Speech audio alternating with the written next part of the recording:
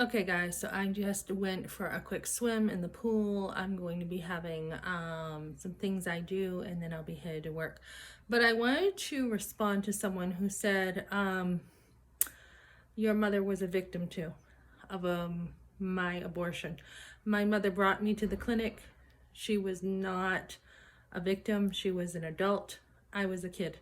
That's the difference right there. The other difference is not only did my aunt have an abortion that she had talked about, my Aunt Kim with her boyfriend Avery, that I had heard about in the background, a little bit about something about it, not quite the whole picture.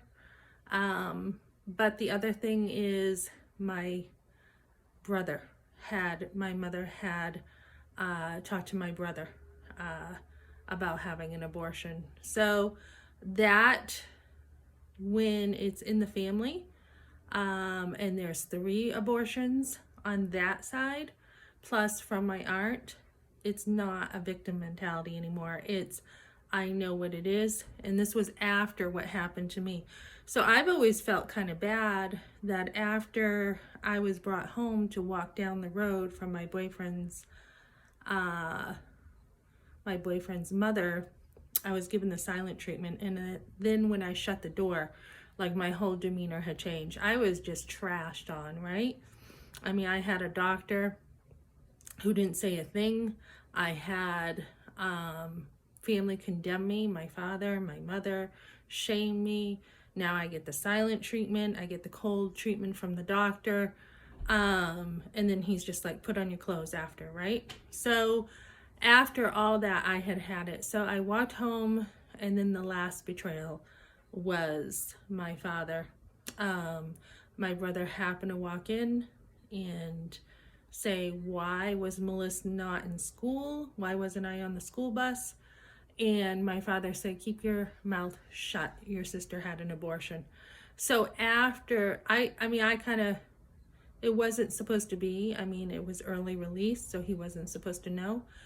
But I think that did set up the dynamic there too, with abortion being somewhat acceptable. So when you have these dynamics in your family, you have to change your whole entire mindset, right? You have to go from a family that abortion is okay, or a father where it's okay because he was an atheist, to kids not being valued, that kids are brats. Even later on, my mother would be like, don't tell me you're having more kids. She's like, I wouldn't want to change more diapers. So that mentality, you have to turn it all around and value kids. And that's what you got to do. And even if you're going through poverty, as my mother-in-law had said, she's like, why would you have more kids? It's because poverty changes. Poverty, like, we were not totally poor either. I mean, we had a lot, in my opinion. We had a trailer. We had a lot of stuff that people gave us. So we had a lot. And just because you are behind on a bill doesn't mean you are in complete poverty. So circumstances change, but having your kids will not. You only have a certain amount of time to have kids, and then you're done, and you can make all the money you want in the world, right?